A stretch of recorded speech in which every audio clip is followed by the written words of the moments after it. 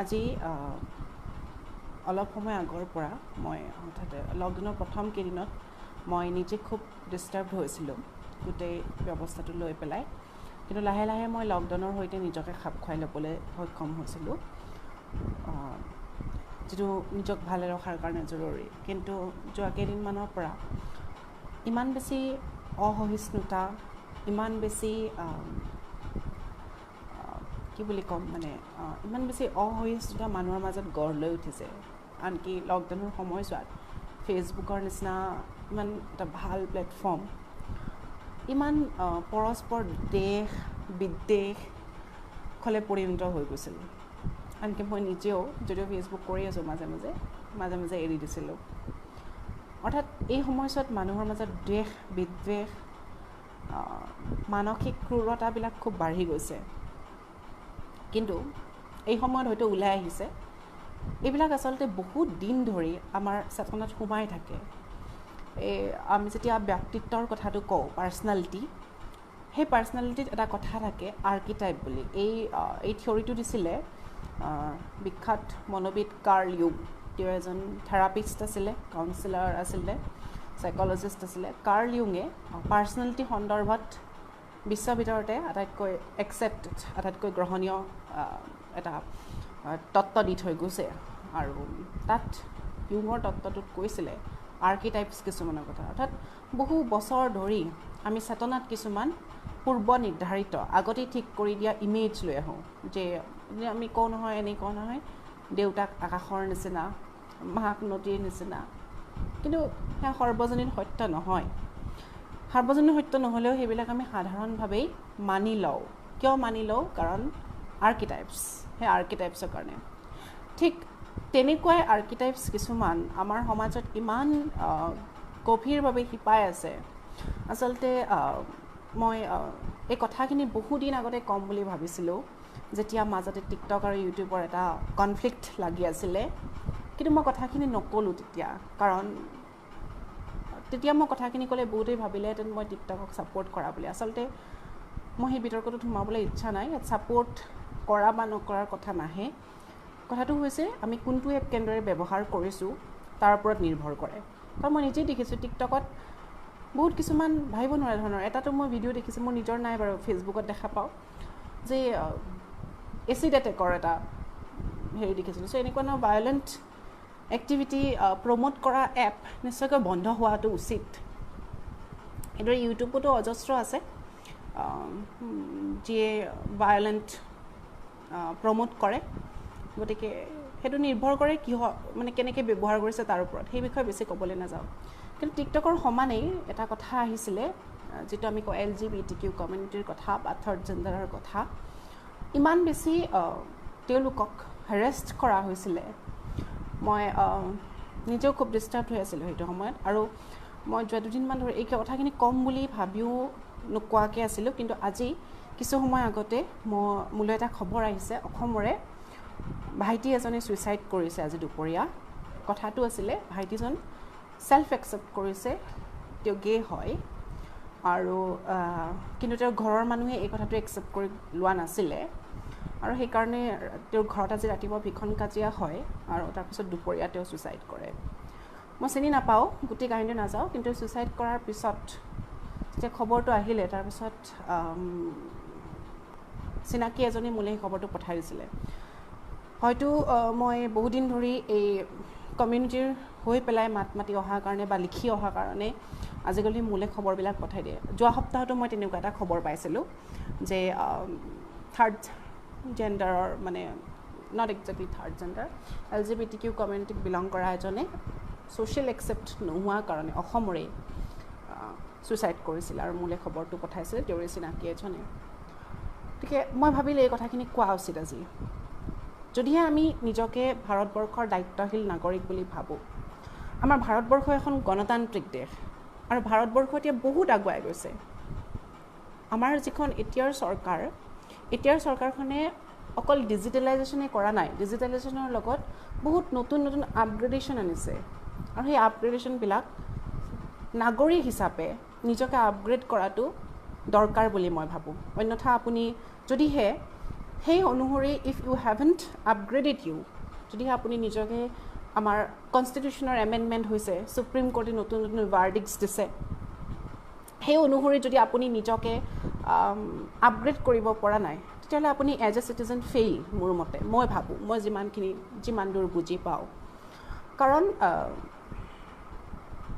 As a citizen it's a duty to abide by the constitution. আমি কনষ্টিটিউশ্যনখন মানি চলাটো, supreme কোৰ্টৰ ভাৰ্ডিক্ট মানি চলাটো এটা আমাৰ নৈতিক দায়িত্ব বা নাগৰিক হিচাপে আমাৰ দায়িত্ব, কৰ্তব্য। কিন্তু তাকেইতো আপোনালোকে মানি চলা নাই ইমান দিন যে দেখিছোঁ। মই জাষ্ট যিসকলে গে, লেছবিয়ানটো আমাৰ ছ'চাইটিত খুব কম হয়, মই নাজানো কিয়, মানে লেছবিয়ান আছে কিন্তু লেছবিয়ান ৱৰ্ডটো বেছি ইউজ নহয়। বহুতেই ভাবে গেটো এটা ইনচাল্টিং ৱৰ্ড বুলি, ঠিক তেনেকৈ হিজৰা এটা ইনচাল্টিং ৱৰ্ড বুলি ভাবে। কিন্তু হিজৰা শব্দটোৰ যদি অৰিজিন চাওঁ, সেই শব্দটো আহিছে হিজ শব্দৰ পৰা, উৰ্দু। হিজৰ অৰ্থ হৈছে যিসকলে নিজৰ ৰিয়েল ছেল্ফ, যিটো সত্তা বা আত্মাক বিচাৰি ওলাই যায়, সংসাৰৰ সকলো মায়া বন্ধনৰ পৰা মুক্তি লাভ কৰি। মানে এইটো এটিমলজিকেলি, বুৎপত্তিগতভাৱে অৰ্থগত এইটো যিটো মিনিং হিজৰা শব্দটোৰ। কিন্তু এতিয়া আমাৰ কনষ্টিটিউশ্যনেনো কি কৈছে বা সুপ্ৰিম কোৰ্টে কি কৈছে? কাৰণ আমাৰ কনষ্টিটিউশ্যনে জেণ্ডাৰ জাষ্টিছ খুব কৰি থৈছে। মই সেইকেইটা বস্তু আজি পঢ়ি দিব লৈছোঁ।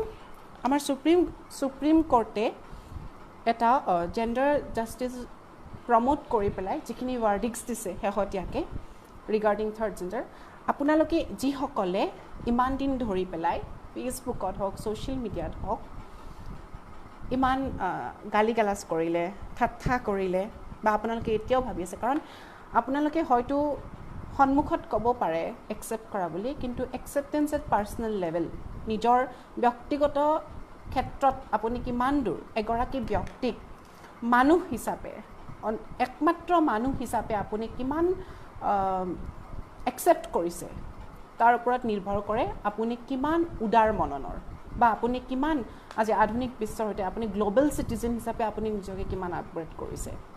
মই সুপ্ৰিম কোৰ্টে দিয়া যিকেইটা ডিক্লেৰেশ্যন আছে লেটেষ্ট, সেইকেইটা পঢ়ি দিছোঁ। প্ৰথমটো দিছে সুপ্ৰিম কোৰ্টে, আৰু মই এইটো পঢ়িছোঁ যিখন এই কিতাপখনৰ পৰা। এইখন হৈছে introduction two Indian constitution by Durga Das Basu. It's a very acclaimed book and I am reading this from 23rd edition, 23 number সংস্কৰণ। এখন খুব প্ৰচলিত আৰু অকল প্ৰচলিতই নহয়, খুব acclaimed কিতাপ হয়। আৰু এই কিতাপখনত খুব ধুনীয়াকৈ এই কথাটো কৈছে জেণ্ডাৰ ষ্টাডিজৰ।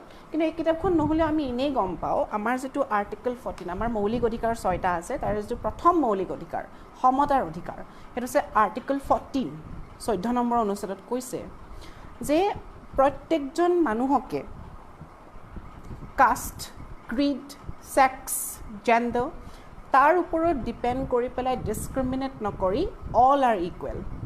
চ' যদি আপুনি সঁচাকৈ ভাৰতবৰ্ষৰ নাগৰিক বুলি নিজকে ভাবে, তেতিয়াহ'লে আপুনি আজিৰ পৰা কাষ্ট, ক্ৰিড, জেণ্ডাৰ, ছেক্সৰ ওপৰত ডিপেণ্ড কৰি পেলাই মানুহক ডিছক্ৰিমিনেট নকৰিব।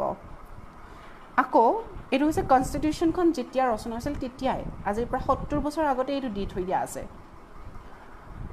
এতিয়া শেহতীয়াকৈনো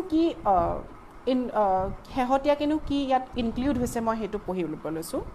সুপ্ৰিম কোৰ্টে ইয়াৰ ডিক্লেৰেশ্যনত কৈছে, number 1, hijras, eunuchs, apart from binary gender be treated as third gender for the purpose of safeguarding their rights under Part 3 of our Constitution and the laws made by the Parliament and the state legislature. অৰ্থাৎ ইয়াত কৈছে যে তেওঁলোকে নিজকে third gender হিচাপে পৰিচয় দিব পাৰিব আৰু তেওঁলোকে নিজৰ অধিকাৰক ছেফগাৰ্ড দিব কিহৰ আণ্ডাৰত? Part 3 of our Constitution, সংবিধানখনৰ 3 number অংশটোৰ আণ্ডাৰত।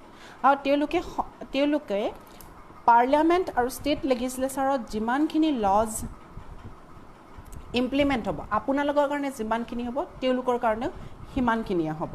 অৰ্থাৎ আপোনাৰ যিমান অধিকাৰ আছে তেওঁৰো সিমানেই অধিকাৰ আছে। আৰু এপাৰ্ট ফ্ৰম দিছ, যিখন ৱৰ্ল্ডৰ হিউমেন ৰাইটছ ট্ৰেটি আছে, বিশ্ব মানৱ অধিকাৰ চুক্তি তাৰ প্ৰথমটো আৰ্টিকলে কয় you have to treat an individual or you have to dignify an individual at least as a human being এজন মানুহক আপুনি অন্ততঃ মানুহ হিচাপে মিনিমাম ডিগনিফাই কৰিব লাগিব মিনিমাম সন্মানখিনি দিব পাৰিব গতিকে তাৰপিছত আপুনি জেণ্ডাৰৰ ওপৰত ডিপেণ্ড কৰি পেলাই ডিছক্ৰিমিনেট কৰিবলৈ ইনচাল্ট কৰিবলৈ আপোনাৰ এইটো নৈতিক অধিকাৰ কোনো ধৰণে নাই 2 নম্বৰ যেটো আছে 2 নম্বৰটোৱে কৈছে transgender persons right to decide their self-identified gender is also upheld and the center and state governments are directed to grant legal recognition of their gender identity such as male female as or as third gender অর্থাৎ যদি এজন ব্যক্তি নিজকে third gender হিসাবে পরিচয় দিব খুঁজে তেতিয়া হলে গভর্নমেন্টে তেওঁক পারমিশন দিছে কনস্টিটিউশনে রাইটস দিছে and it will be upheld third to কৈছে we direct the center and the state government to take steps to treat them as socially and educational of citizens and extend all kinds of reservation in cases of admission in educational institutions and for public appointments আপোনালোকে হয়তো না জানে যাকলৈ আপোনালোকে ঠাট্টা কৰে যাকলৈ আপোনালোকে ইমান বেছি স্টেৰিঅটাইপছত ভুগি আছে মই আপোনালোকক যিসকলে কয় মই এলান্ধুকলীয়া মনৰ গৰাকী বুলি কম তেওঁলোকৰ কাৰণে এডুকেশ্যন ইনষ্টিটিউটত শৈক্ষিক অনুষ্ঠানত এডমিশ্যন যিকোনো কৰ্মক্ষেত্ৰত এপইণ্টমেণ্টত ৰিজাৰ্ভেশ্যনৰ ছিষ্টেম কৰিবলৈ দিছে গতিকে আপুনি ভাবক তেওঁলোকক ৰিজাৰ্ভেশ্যন দিছে মানে কি তেওঁলোকক ৰাইটছ দিছে প্ৰটেকশ্যন দিছে তাৰপিছৰটো কৈছোঁ number 4 centre and state separate HIV sero surveillance center since hijras or transgender sexual so etu যেটো সেক্সুৱেল হেলথ ইস্যু স্বাস্থ্যৰ লগত জড়িত তাৰ কাৰণে বিকজ কাৰণ তেওঁলোকক কোনেও একচেপ্ট নকৰে আৰু সেই কাৰণে তেওঁলোকে নিজৰ জীৱিকা অৰ্জনৰ কাৰণে তেওঁলোকে ৰেলত ট্ৰেইনত ভিক্ষা খোজে সাধাৰণ অৰ্থত ক'বলৈ হ'লে ভিক্ষা খোজে আৰু ভিক্ষা খোজা পইচাৰে তেওঁলোকে খাবলৈ আচলতে নোজোৰে তাৰ কাৰণে সেক্স ওয়ার্ক করে আর sex work is a legal work brothel is illegal in India কিন্তু ইন্ডিয়াত sex work is legal but brothel is illegal সেইটো এটা কন্ডিশন আছে ব্রথেল ইজ ইলিগেল তো সো তেওঁলোকৰ HIV হোৱাৰ চান্স খুব বেছি তো তাৰ কাৰণে তেওঁলোকক প্ৰটেকশ্যন দিয়াৰ ব্যৱস্থা আছে তাৰপিছৰটো কৈছোঁ number 5 Center and state governments should seriously address the problems being faced, depression, suicidal tendencies, social stigma, etc. and any insistence for SRS for declaring one's gender is abnormal and illegal. আপোনালোকৰ কোনোবাই যদি তেওঁলোকক normal নহয় বুলি legal নহয় বুলি কোৱাৰ কাৰণে তেওঁলোকৰ কোনোবাই যদি সুইচাইড কৰে ডিপ্ৰেছনত ভুগে বা যিকোনো ধৰণৰ সোশ্যাল ষ্টিগমাৰ কাৰণে এনেকুৱা ধৰণৰ সমস্যাত সন্মুখীন হয় তেতিয়া তাৰ কাৰণে গভৰ্ণমেণ্টক অৰ্ডাৰ দিয়া আছে এই ধৰণৰ প্ৰব্লেমবিলাক সিৰিয়াছলি এড্ৰেছ কৰিবলৈ আৰু সিৰিয়াছলি এড্ৰেছ কৰাৰ কথাটো কি যে ধৰক কোনোবা এজনে বা ময়ে আজি কাৰোবাক যদি বুলিং কৰিলোঁ হেৰেছ কৰিলোঁ ইনচাল্ট কৰিলোঁ গে বুলি লেছবিয়ান বুলি থাৰ্ড জেণ্ডাৰ বুলি সেই ব্যক্তিগৰাকীয়ে মানসিক অসুস্থতাত ভুগিলে বা সুইচাইড কৰিবলৈ এটেম্প কৰিলে তাৰপিছত যদি সেইগৰাকী ব্যক্তিক গৈ পেলাই মোৰ ওপৰত মৌলিক অধিকাৰ খৰ্বৰ কেছ দিব খোজে তেতিয়া কেছটো হৈ যাব মোৰ ওপৰত আৰু আপোনালোকে হয়তো জানে মৌলিক অধিকাৰক ৰক্ষণাবেক্ষণ স্বয়ং সুপ্ৰিম কোৰ্টে দিয়াৰ ব্যৱস্থা আছে